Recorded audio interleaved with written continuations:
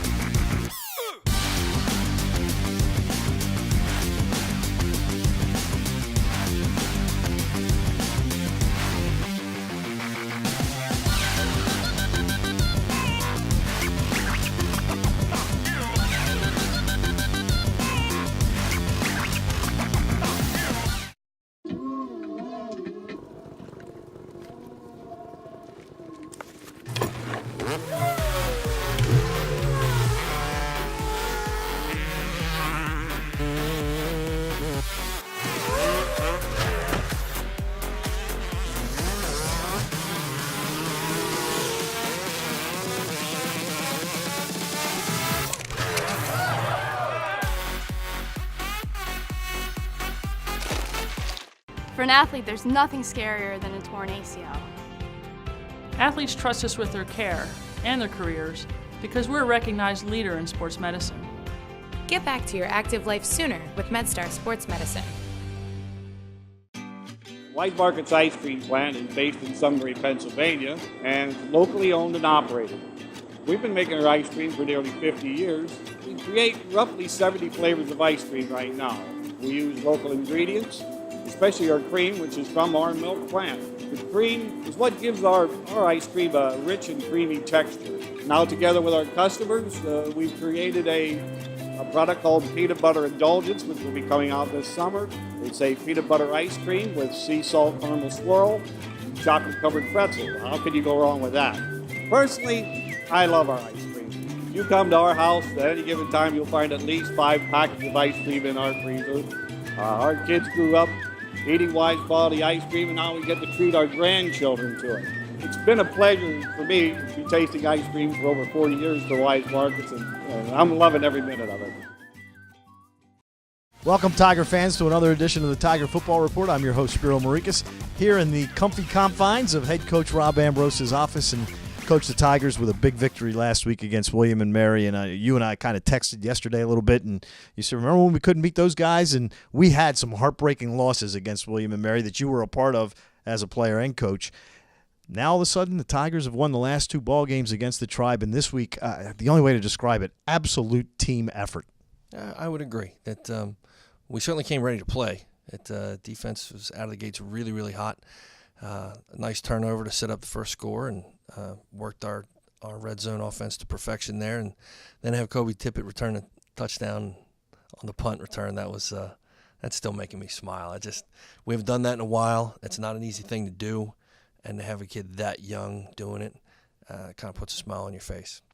Now, not only did he return a punt, but the freshman got his first start. He had 14 tackles, 10 of them solo. He was named the CAA Rookie of the Week. Third Tiger to get that award this year, which also bodes well for the future. But what is it about him that this Saturday was the week he was going to play, and he took advantage of that situation? Well, he's been getting some reps along the way, and with the injury to Mitch, that he knew he was going to be forced into the starting lineup. But we've progressed him. He's grown throughout the season, and he was in no way, shape, or form ready to do this at the end of camp. But as he's gone through the season and he's grown and he's got some experience and some reps, he was completely comfortable out there, which is pretty awesome. Don't get me wrong, Monty was back there with him too, and Monty was directing traffic on more than one occasion to make sure we were in the right place doing the right things.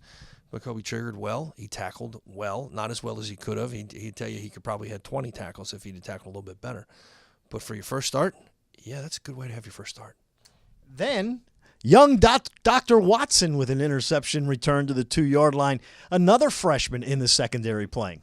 This is true. I said, when your number's called and you don't know when that's going to be, you got to man up and you have to prepare to man up. And Jamal's done a great job. He's massively competitive, and some good one-on-one matchups in the game that he didn't always win, but he came up big when we needed it.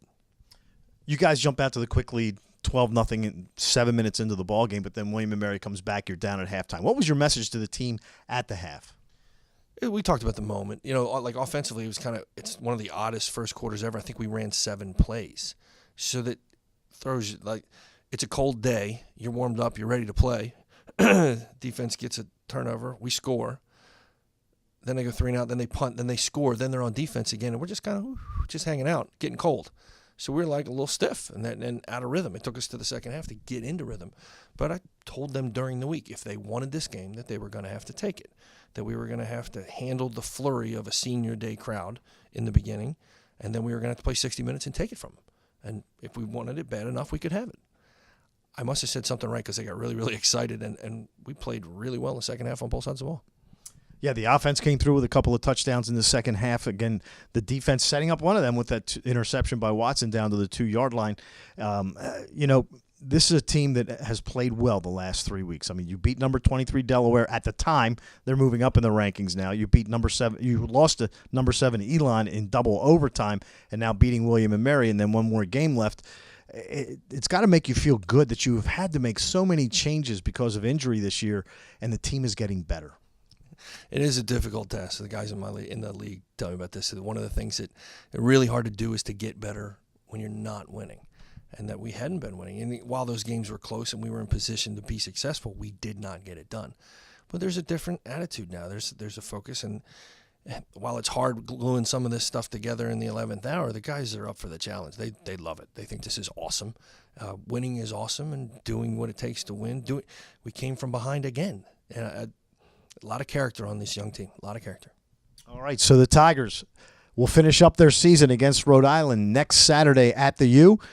Later on this week, Coach Ambrose and I will meet once again in this office and talk about the game against the Rams. So for head coach Rob Ambrose, I'm Spiro Morekas. See you for another edition of the Tiger Football Report. Have a great week.